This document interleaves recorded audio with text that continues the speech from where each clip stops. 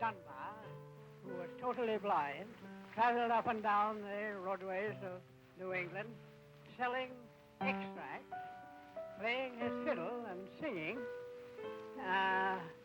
to pay his way. He would stop at my father's residence and make plans to give a concert in the schoolhouse. And many of his songs were published, but I have no record of them, nor do I remember many of the words, but I remember every one of the tunes. That is something that my memory hangs on to, is the tune, but the words get away from me. Where did your father live, Mr. Taggart? In the little town of Sharon, New Hampshire, which is near the Massachusetts North line. A very, very small town then, and almost deserted now.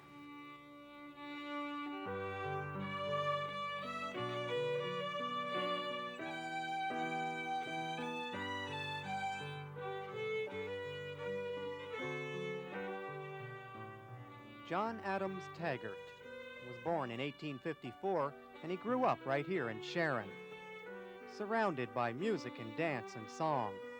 His father, Phineas, was a fiddler and dancing master, and many a dance was held right in the Taggart kitchen.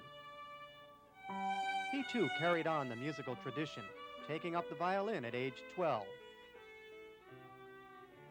But it was at the age of 83, when he completed his Recollections of a Busy Life, that he gave us his most precious gift. This typewritten manuscript shares rich insights about his family and neighbors in Sharon. And it includes 71 of his favorite dance tunes and 18 ballads. This priceless manuscript is now in the library of the New Hampshire Historical Society in Concord. Bill Copley is the librarian. I've never seen an autobiography that has this much music in it, and that's one of the reasons that makes it extra special as well. So on two different counts, really, for the narrative or for the music, it would be worth its weight in gold to a historian.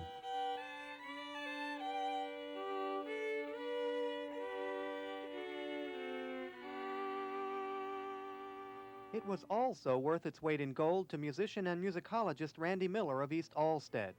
He began to research the old dance tunes and picked up a few interesting stories about Taggart's life in the process. This is the little schoolhouse that John Taggart attended, and of course in those days the girls and boys were made to sit separately. And if one of the boys misbehaved, the teacher would punish him, and this is all described in Taggart's memoir. He says that when he was punished and made to sit on the girls' side, he thought that was actually a pretty enjoyable form of punishment.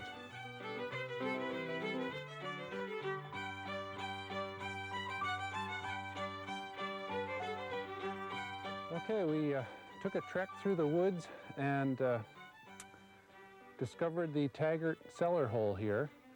A 1.5-story cape was probably what stood on this stone foundation.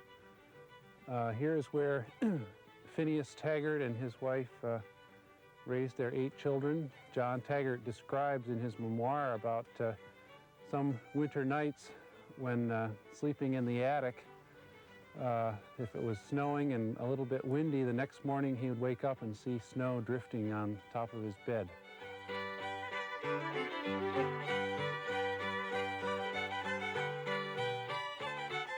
After a good deal of research, Randy decided to bring a portion of Taggart's legacy of traditional music back to life.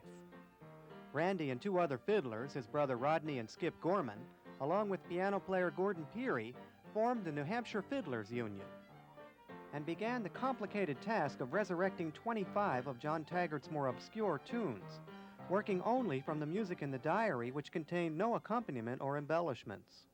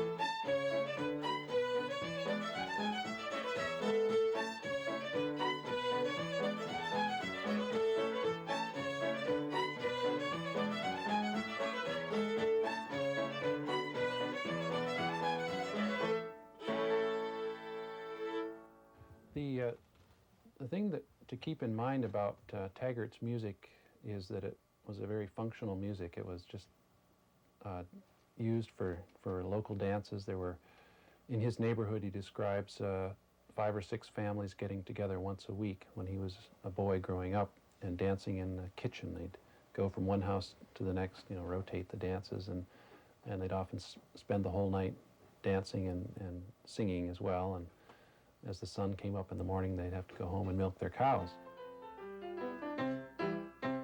Dancing was taken quite seriously back then. Remember, John Taggart's father, Phineas, was a dance master, and he taught some very complicated dance steps with names like the Pigeon's Wing, Hi Betty Martin, and Tiptoe 5. Randy managed to learn this one. It's called a step dance.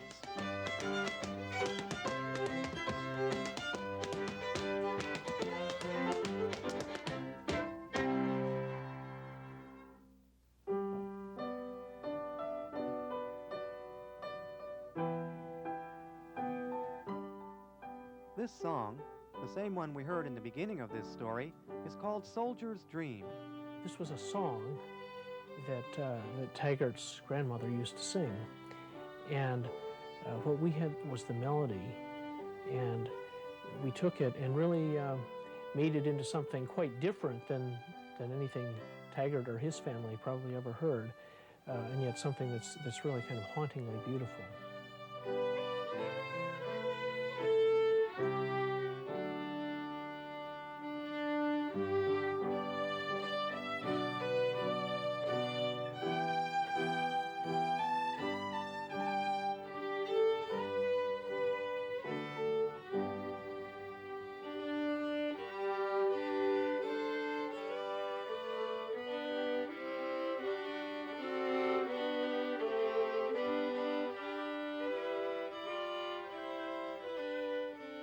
In the little town of Sharon, New Hampshire, which is near the Massachusetts North Line, a very, very small town then and almost deserted now. Well, John Adams Taggart, Sharon is not deserted now, and thanks to you and the New Hampshire Fiddlers Union, it certainly is not forgotten.